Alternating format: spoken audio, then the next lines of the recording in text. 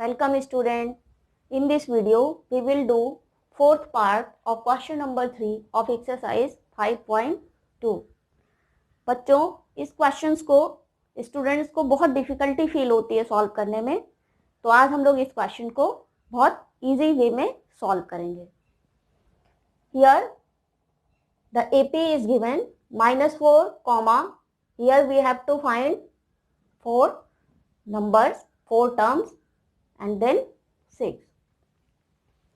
तो ऐसे क्वेश्चंस में सबसे पहले जो एपी की जनरल फॉर्म होती है, जनरल फॉर्म अगर हम मेंशन करें यहाँ तो दिस इज फर्स्ट टर्म,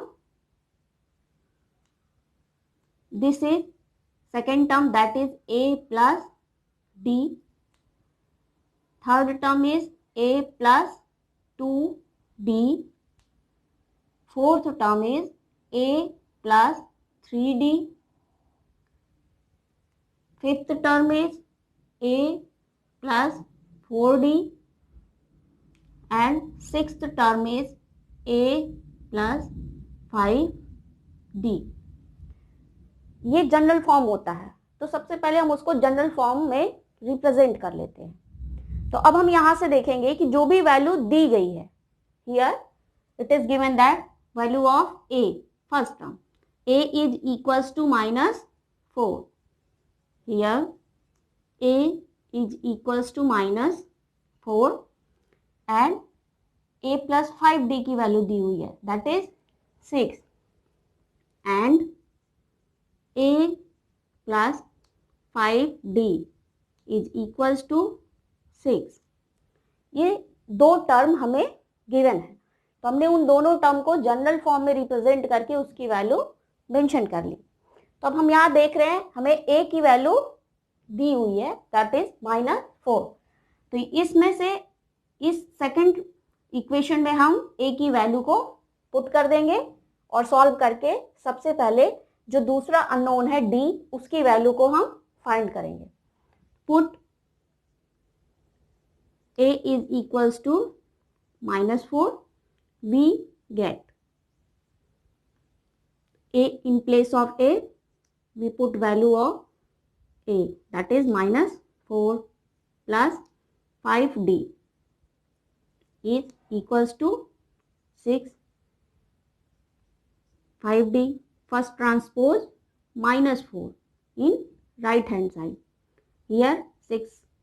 -4 को जब उधर ट्रांसपोज करेंगे तो 4 का साइन माइनस है, तो जब इसको हम ट्रांसपोज करेंगे राइट में तो इसका साइन होगा +4. तो 5d is equals to 10. From here we get value of d that is 10/5 is equals to 2.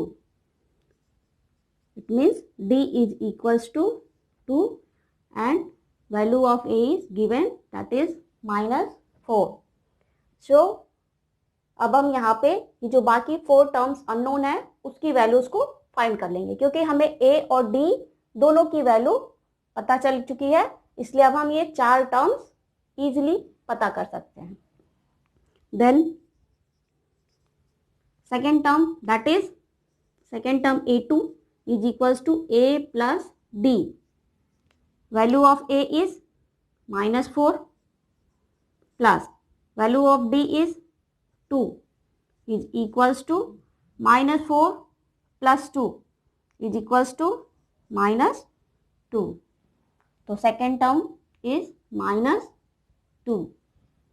Now see third term that is a3 is equals to a plus 2d is equals to a that is -4 plus 2 into d, 2 into d, d is equals to 2.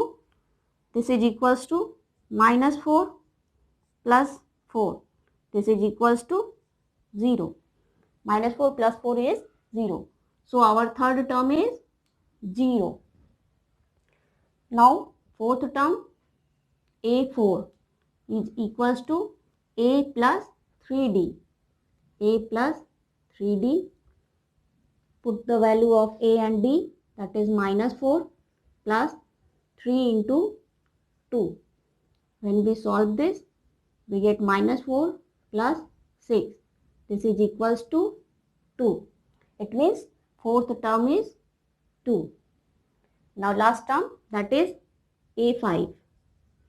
A5 is equals to A plus 4D. A plus 4D is equals to, value of A is minus 4 plus 4 into D, value of D is 2. So we get minus 4 plus 8. When we solve this, value of A5 is 4. So in this way, we solve this question easily. In next video, we will meet for a new question. Okay, thank you.